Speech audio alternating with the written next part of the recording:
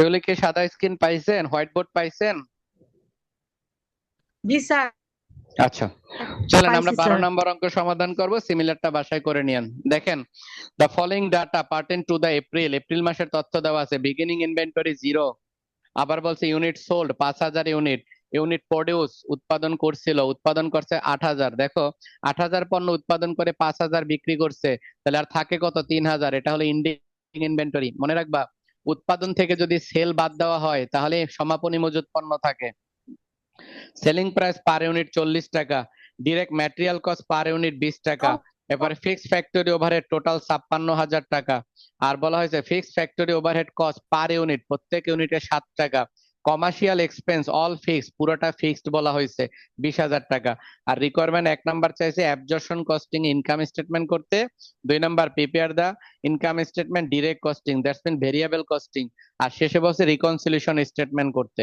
একদম সহজ ভাবে দেওয়া আছে এটা। 12 নম্বর অঙ্ক শুরু করে দিলাম। রিকোয়ারমেন্ট 1,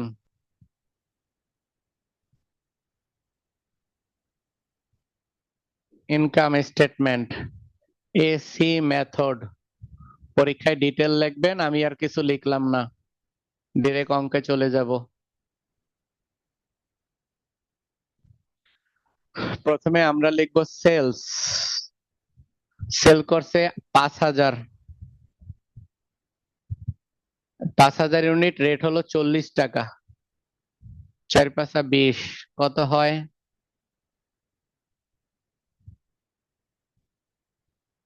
5000 ইন্টু 40, ঠিক আছে।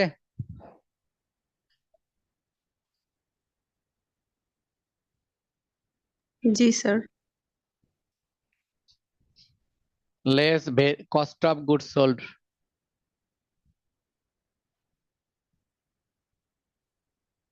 এই কস্ট অফ গুডস সোল্ড এর মধ্যে প্রথমে লিখবো ভেরিয়েবল ম্যানুফ্যাকচারিং কস্ট।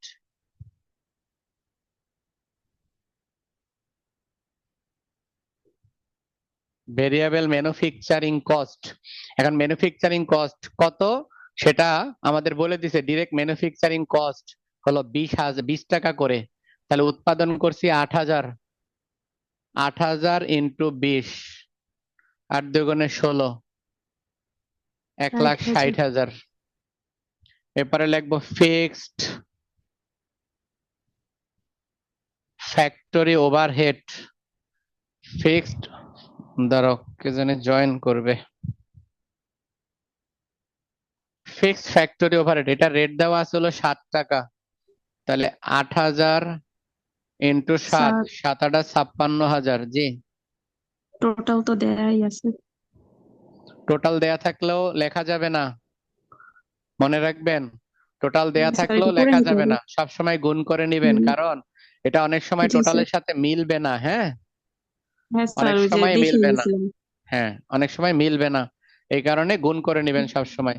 তাহলে এখন আমরা এটা যোগ করব। 1,60,000 যোগ 56,000, 2,16,000। এটার নাম standard manufacturing cost.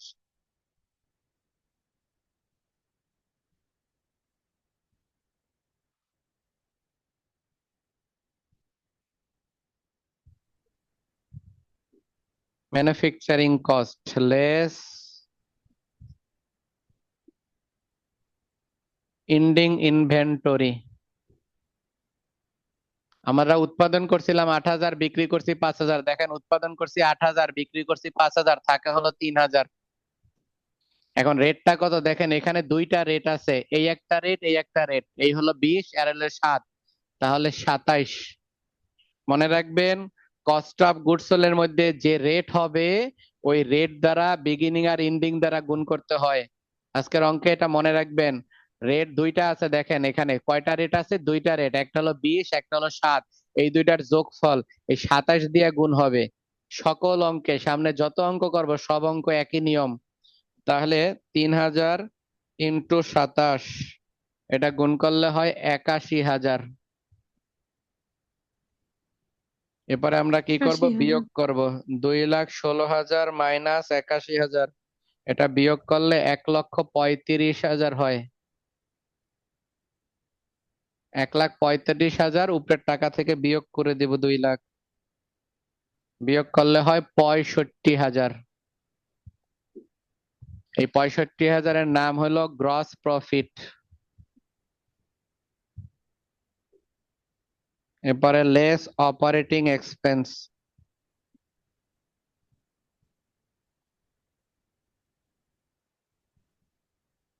Operating expense এটা হলো শিরোনাম। এই অপারেটিং এক্সপেন্সের মধ্যে আমরা লিখবো হলো ফিক্সড কমার্শিয়াল এক্সপেন্স। একটা খরচই আছে, সেটা হলো ফিক্সড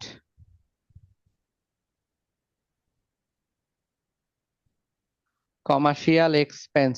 প্রশ্নে দেওয়া আছে 20,000। কমার্শিয়াল এক্সপেন্স 20,000, এটা বিয়োগ করে দিব। ফিক্সড কমার্শিয়াল এক্সপেন্স 20,000 বিয়োগ করলে হবে নেট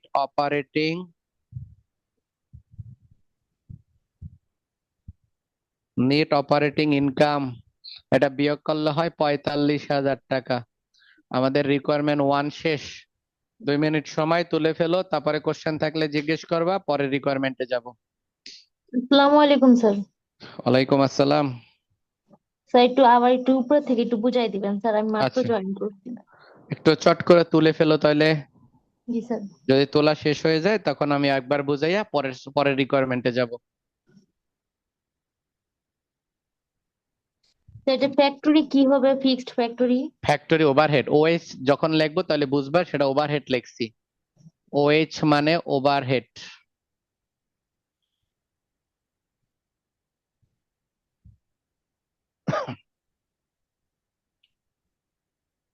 ওএইচ হলো ওভারহেড।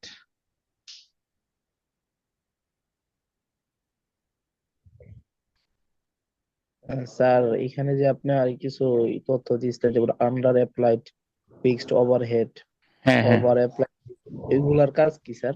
এই সামনে আসবে, আমি বুঝাবো। আজকের অঙ্কই আসবে। আজকে এটা করানো শেষ করি। আমি আন্ডার অ্যাপ্লাইড ওভার অ্যাপ্লাইড আসবে এমন অঙ্ক এখনো শুরু করি নাই, বুঝছো?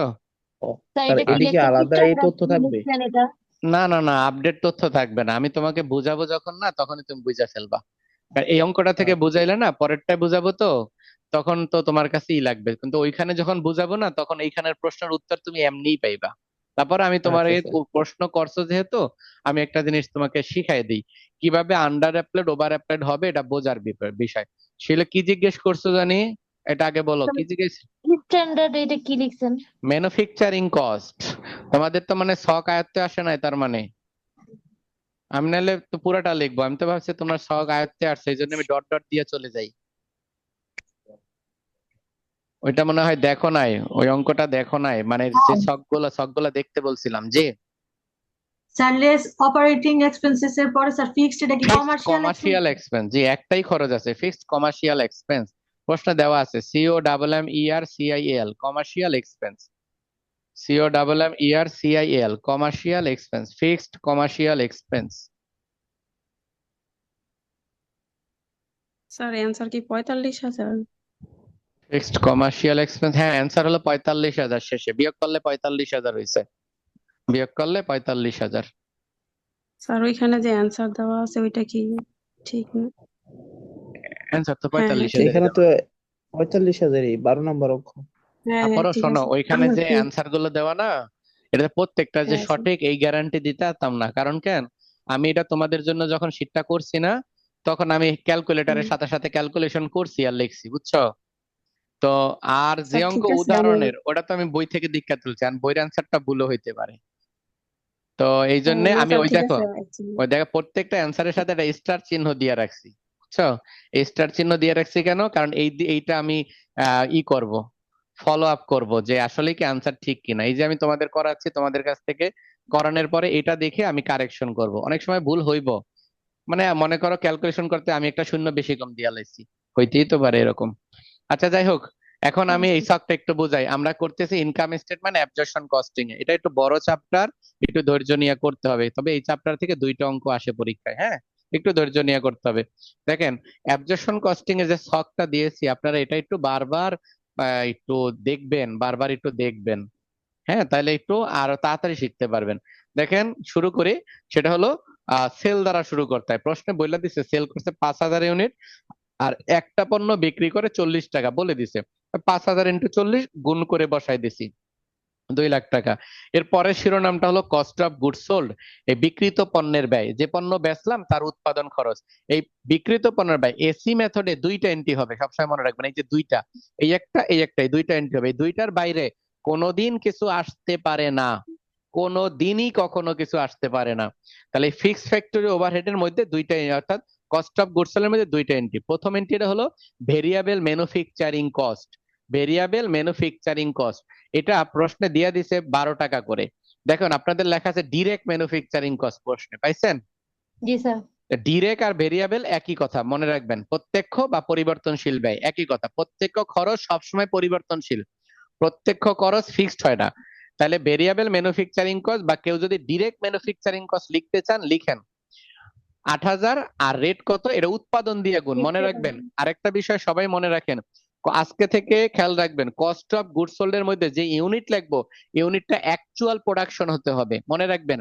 সব সময় এস্টিমেটেড হইলে চলবে না, ম্যাক্সিমাম হইলে চলবে না, নরমাল হইলে চলবে না। প্রোডাকশন 4 রকম, মনে রাখবেন। প্রোডাকশন হলো দুনিয়াতে 4 রকম: ম্যাক্সিমাম প্রোডাকশন সর্বোচ্চ উৎপাদন ক্ষমতা, নরমাল প্রোডাকশন স্বাভাবিক উৎপাদন ক্ষমতা, বাজেটেড প্রোডাকশন যতটুকু বাজেট করছে উৎপাদন করব, পরিকল্পিত, বাজেটেড মানে পরিকল্পিত উৎপাদন, আর একটা হলো অ্যাকচুয়াল উৎপাদন। তাহলে উৎপাদন হলো 4 রকম: ম্যাক্সিমাম, নরমাল, বাজেটেড, অ্যাকচুয়াল।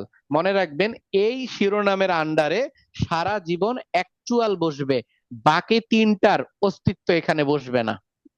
এটা বিষয়টা মনে রাখবেন। তাহলে আমরা কি করলাম, এই অঙ্কে প্রোডাকশন দেওয়া আছে, প্রোডাকশন মানেই অ্যাকচুয়াল। তাহলে প্রডিউস দেওয়া আছে, ইউনিট প্রডিউস বলা হয়েছে 8,000 কেজি, 12টা 20 টাকা রেট, 20 টাকা দ্বারা গুণ করলাম 1,60,000। তারপরে ফিক্সড ফ্যাক্টরি ওভারহেড, মনে রাখবেন ওভারহেড কস্ট এক্সপেন্স এক কথা, বিকল্প নামগুলো ওভারহেড কস্ট এক্সপেন্স এক কথা।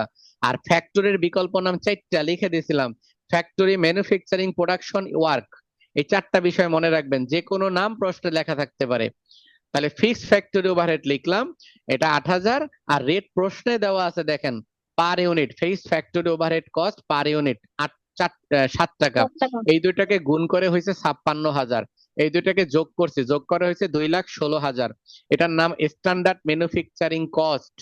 এটা থেকে বিগিনিং যোগ এন্ডিং বিয়োগ, এই অঙ্কে বিগিনিং নাই, বইলাই দিছে 0, তাই ডিরেক্ট এন্ডিংটা বিয়োগ করছে। এখন এন্ডিংটা কিভাবে, আমাদের পণ্য উৎপাদন করছিলাম 8,000, পণ্য বেচছি 5,000, রইছে 3,000, তাহলে এই 3,000 কে 27 দ্বারা গুণ। এই 27 কই থেকে দেখেন, এই যে এই যে কস্ট অফ গুডস সোল্ড এর মধ্যে যে দুইজন লোক বসবে, এই ভদ্রলোক দুইজনের যে রেট গুলোর যোগফল কত, এখানে একটা রেট হলো 20 টাকা। 20, আর একটা হলো 7। 7।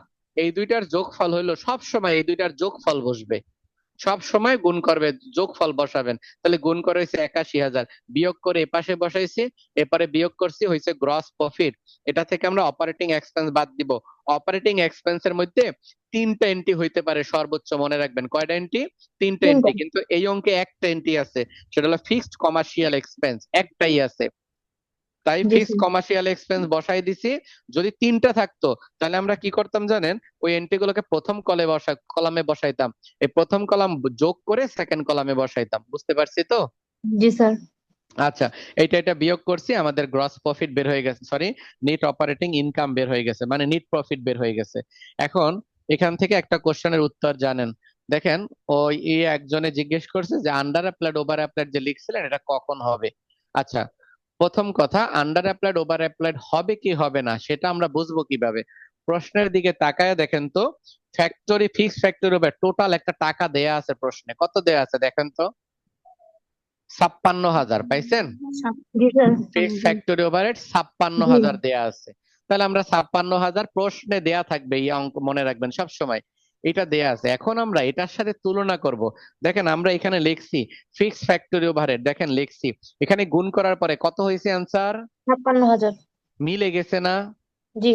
যদি এরকম টাকা আমরা যা লিখবো তার সাথে প্রশ্নে প্রদত্ত টাকা মিলে যায়, তাহলে ওভার অ্যাপ্লাইডও নাই, আন্ডার অ্যাপ্লাইডও নাই। আচ্ছা, এখন যদি এমন হইতো, এখানে গুণ করার পরে মনে করেন এটা হয়েছে 60,000, মনে করেন এখানে একটা শূন্য বাড়াই দিয়া মনে করেন এমন করলাম যে এখানে এটার দাম দেওয়া আছে মনে করেন 8, তাহলে 8 64, তাহলে এখানে অ্যান্সার হয়ে পড়লে তখন 64,000। দেখেন তো প্রশ্নে দেওয়া আছে 56,000, আমরা লিখছি 64, বেশি লিখছি না কম লিখছি? বেশি লিখছি। এই যে বেশি, স্যার। বেশি যেটা লিখছি এটাকে বলা হয় ওভার অ্যাপ্লাইড। ওই যে যতটুকু বেশি লিখছি না ততটুকু বিয়োগ করব, তাহলে শিখলাম ওভার অ্যাপ্লাইড বিয়োগ হয়, তাহলে আন্ডার অ্যাপ্লাইড কি হবে কত? যোগ হবে। যোগ যোগ হবে। আচ্ছা যদি এমন হয় যে আমি এটার রেট লিখলাম 3 টাকা, তাহলে 3 আটা 24, এখানে 24,000, কিন্তু প্রশ্ন তো দেওয়া আছে 56,000, তাহলে কি কম লেখা হইলো না? জি জি স্যার। তাহলে ওই যতটুকু কম লিখছি সেটা যোগ হবে। তাহলে আন্ডার অ্যাপ্লাইড ওভার অ্যাপ্লাইড বোঝার সহজ পদ্ধতিটা বুঝছো তো? যে জি জি স্যার, বুঝতে পারছি। আমরা এই রেট গুণ করে তার সাথে আমরা প্রশ্নের সাথে তুলনা করব। এখানে 56,000 হয়ে গেছে আর আমাদের প্রশ্ন 56,000 দেওয়া আছে, এটাকে বলা হয় প্রপার অ্যাপ্লাইড, প্রপার ভ্যালুড, মানে যা ভাবছিলাম তাই হয়েছে এটা। তাহলে আশা ওকে করি স্যার। আমাদের এটা হয়েছে, সবাই কি বুঝছো? জি স্যার। অনেকে তো আজকে ক্লাসে ম্যাথস অনেকে জয়েন করে নাই, কারণ কি? চলেন স্যার সামনের বৃষ্টি দিকে যাই। বৃষ্টি হয়েছে তো অনেক জায়গায় নেট ঠিক নেই স্যার, আমার এখানেই ছিল না কারেন্ট আর নেট একটু আগে হ্যাঁ আসছে। হ্যাঁ হ্যাঁ, এটা অবশ্যই অনেক জায়গায় এই সমস্যা হচ্ছে। চলো আমরা রিকোয়ারমেন্ট তার 2 করব। তার এন্ডিং ইনভেন্টরিটা যে বের করছেন ওইটা কি আগের ভাবে করলে হবে না? আগে ভাগে বলতে কি? মানে আগে যেভাবে করছিলাম আরেকটা অঙ্কর মধ্যে, যে ওই যে 2,60,000 ভাগ দিছিলাম 8,000 দিয়ে ইন্টু অত দিয়ে ওই যে কষ্টই তিন করতে হাজার হবে তো না। বাকি থাকে। না, আমি অত দূরে যাব কেন? তোমারে ওইটা তো রান্না পার বান্না ইউনিট কইরা ভাত দেওয়া টাত নাই। মাখায়া টাখায়া দিয়া দিছে, তুমি আর কি কারণে নিজে কষ্ট করবা? আমাদের এই অঙ্কে পার ইউনিট যখন দেওয়া থাকবে না তখন ইউনিট দিয়েই করবা। ও যেটা বলছে হ্যাঁ হবে, হবে না কেন? ও বলতেছে কোনটা জানো? ও বলতেছে এখানে কত হইছে? 2,16,000। 2,16,000। 16,000। এটাকে আমরা ভাগ করব 8,000 দিয়া, 8,000 দিয়ে। আর গুণ করব কত দিয়া? 3,000 স্যার দিয়া। 3,000। তাহলে অ্যান্সার আসবো হ্যাঁ হবে। কিন্তু এটা কখনো করবা না। এটা করা যায় যে অঙ্কে আন্ডার অ্যাপ্লাইড ওভার অ্যাপ্লাইড হয় না, ওই অঙ্কে করা যায়। কিন্তু এই অঙ্কে তো আন্ডার অ্যাপ্লাইড ওভার অ্যাপ্লাইড হয় নাই, কিন্তু সামনেই তো দেখবা চলে আসছে আন্ডার অ্যাপ্লাইড ওভার অ্যাপ্লাইড, তখন এভাবে করলে অঙ্ক হবে না। তাহলে স্যার এইটা আমরা তো কখন করব? বলো, এইটা কখন করব জানো? যখন এরকম রেট গুলো দেওয়া থাকবে না। বুঝছি না বুঝি নাই? বুঝতে পারছি। জি আচ্ছা স্যার, 9 নম্বর অঙ্কটা তো রেট দেওয়া নাই। স্যার আর একবার একটু বুঝিয়ে দিতেন। হ্যাঁ হ্যাঁ, আমি বলি এরকম করে ক্যালকুলেশন করব যদি রেট দেওয়া না থাকে। মনে থাকবে? ফিক্সড ফ্যাক্টরি জি sir. Overhead, variable factory overhead, এগুলোর রেট যদি দেয়া না থাকে তখন এইভাবে ক্যালকুলেশন করব। আর যখন এরকম 20 টাকা 60 টাকা এই 8 টাকা রেট দিয়ে দিছে, এখানে ছিল 27 আর উপরে ছিল 20, আমার যখন রেট দরকার, রেট আছে, তাহলে রেটের সমুদায় যোগফল দ্বারা গুণ করব। তখন আমরা লিখব 3,000 ইন্টু হলো 7, ও না 3,000 7 না তো 27। তাহলে রেট থাকলে রেট দ্বারা গুণ করব, রেট না থাকলে টাকাকে রেটে কনভার্ট করে নিব। বুঝছি না স্যার বুঝি নাই? এখানে তো direct direct manufacturing cost per unit 20 টাকা, আবার হ্যাঁ 20 টাকা। সেলস প্রাইস পার ইউনিট 40 টাকা। হ্যাঁ আর সবসময় কি স্যার ওই ফ্যাক্টরি ওভারহেডের যে কস্ট পার ইউনিট ওই টাকাটাই নিব না? হ্যাঁ হ্যাঁ হ্যাঁ অবশ্যই। এখানেও রেট দেওয়া আছে, ফিক্সড ফ্যাক্টরি ওভারহেডের কস্ট দেখো দেওয়া আছে, পাইছো? 60 60 টাকা স্যার টাকা। একটা দেওয়া। অনেক সময় থাকবে না, তখন আমরা বের করে নিব। আমরা সামনে আগাই, ইনশাল্লাহ দেখবা সব ধরনের অঙ্ক শিখতে হবে, সব ধরনের অঙ্ক পাইবা। তোমাদের এখন যেটা যেটা ঘাটতি মনে হচ্ছে না সব চলে আসবে। স্যার রেট কি আর বল? ইউনিট, রেট ইউনিট স্যার না স্যার? রেট মানে পার ইউনিটে, একটা পণ্য, পুরা এক প্যাকেট আর একটা, এটা হলো পার ইউনিট। আর কারো কোশ্চেন যদি করলা? না কেউ করতে কেউ? পারি তাহলে যে ভাগ করে লিখবো না স্যার? অবশ্যই অবশ্যই। আর কারো কোশ্চেন আছে? নাই? চলেন না আমরা স্যার। এখন ডিসি মেথড করি। দেখেন, এসি মেথড থেকে ডিসি মেথডে যাব, বুঝছেন? এসি থেকে ডিসি মেথডে জি যাব। স্যার।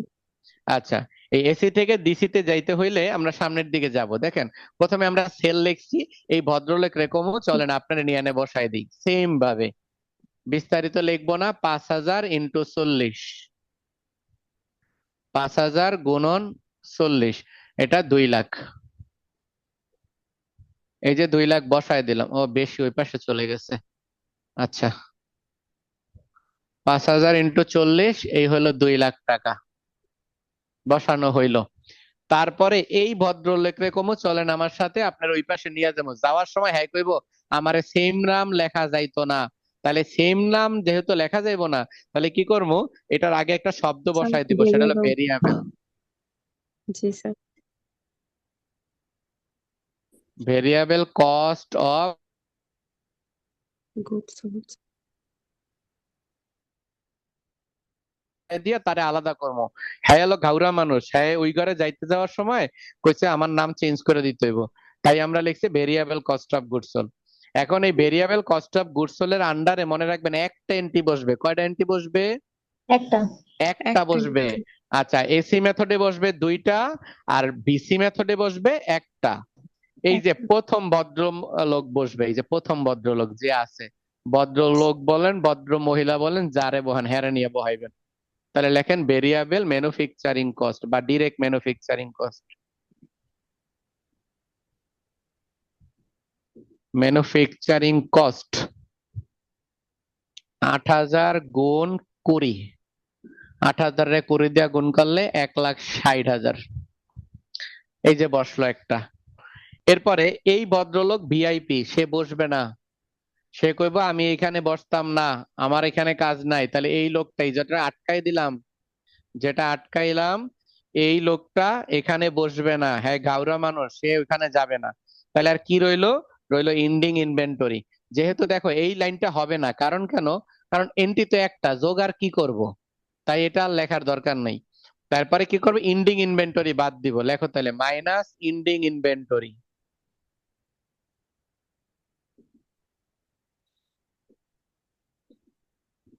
Ending inventory. এখন এন্ডিং ইনভেন্টরি ৩০০০ ইউনিট, আমরা লিখবো কষ্ট করে ৩০০০ ইউনিট। এখন আমরা রেট লিখবো। দেখো এই উপরে রেট কয়টা? একটা। যেহেতু এন্ট্রি একটা লিখছি রেট একটা, তাহলে রেট হলো ২০। তাহলে জি আগে রেট ছিল দুইটা, দুইটারে যোগফল, আর এখানে একটা, তাই একটার যোগ কি? তাহলে ৩০০০ ইন্টু ২০, ৩০০০ রে কোন ৩ দুগুণে ৬০,০০০। এরপরে আমরা ৬০,০০০ বিয়োগ করে দিব। এই ৬০,০০০ বিয়োগ করলে এখানে হয় ১,০০,০০০।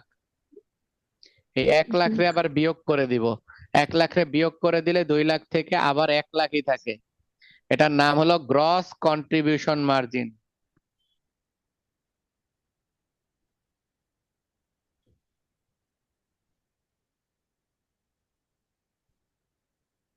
গ্রস কন্ট্রিবিউশন মার্জিন এটার নাম। এই গ্রস কন্ট্রিবিউশন মার্জিন থেকে আরেকটা এন্ট্রি বাদ যায়, ভেরিয়েবল সেলিং এক্সপেন্স। যদিও প্রশ্নে এটা নাই, তাহলে এইটা গ্রস, এটারই আরেক নাম হলো নিট। এটাই নিট। এটাই নিট। জি স্যার। এরপরে আমরা কি করব? এই ঘর থেকে আগের মতো এই দেখেন গ্রস প্রফিট, এটার জায়গায় লিখছি গ্রস কন্ট্রিবিউশন মার্জিন, গেল এটা। তারপরে আছে এই যে ভদ্রলোক, সে হলো লেস অপারেটিং এক্সপেন্স। তাহলে লিখবো আমরা less operating expense, OPERATING, operating expense.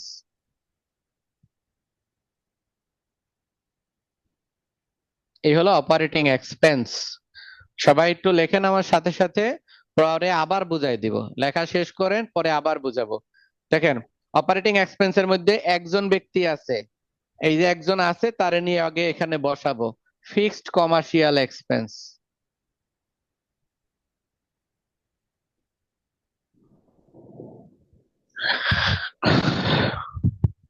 চলেন আমরা ফিক্সড কমার্শিয়াল এক্সপেন্স বসাই। ফিক্সড কমার্শিয়াল এক্সপেন্স ২০,০০০ প্রথম ঘরে।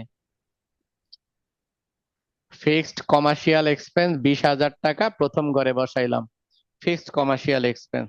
এরপরে আমরা কি করব? এই ফিক্সড কমার্শিয়াল এক্সপেন্সের পরে আরেকজনকে ডাইকা নিয়ে আসবো প্রশ্ন থেকে। প্রশ্ন থেকে সেটা হলো, দেখেন এইখানে এই যে একজন ভদ্রলোককে আটকায় রাখছিলাম জেলে, যে এই লোক এখানে বসবে না, সেটা হলো ফিক্সড ফ্যাক্টরি ওভারহেড। এই ফিক্সড ফ্যাক্টরি ওভারহেড কে আমরা এখানে লিখবো, ফিক্সড ফ্যাক্টরি ওভারহেড।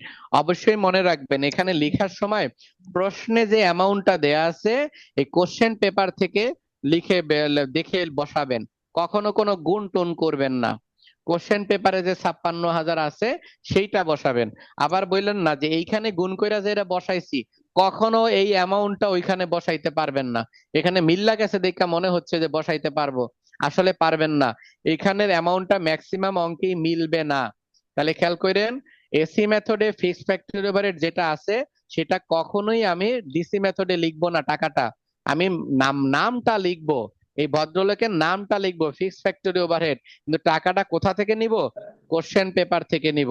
প্রশ্নে যত টাকা দেয়া থাকবে তত টাকা নিব। আচ্ছা, তারপরে আমরা কি করব, এই দুটা যোগ করব, হাতে হাতে যোগ করলে ৭৬,০০০। ১ লাখ থেকে ৭৬,০০০ বিয়োগ করে দেন। 24,000। নেট অপারেটিং ইনকাম বা প্রফিট যাই লেখেন, এটার অ্যান্সার 24,000। এটুকু উঠান, তারপরে কারো কোশ্চেন থাকলে সেটা আমাকে বললেন।